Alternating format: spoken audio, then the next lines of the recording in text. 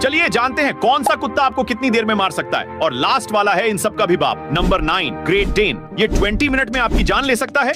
Number 8 boxer dog, ये 17 minute में ही आपको टपका डालेगा।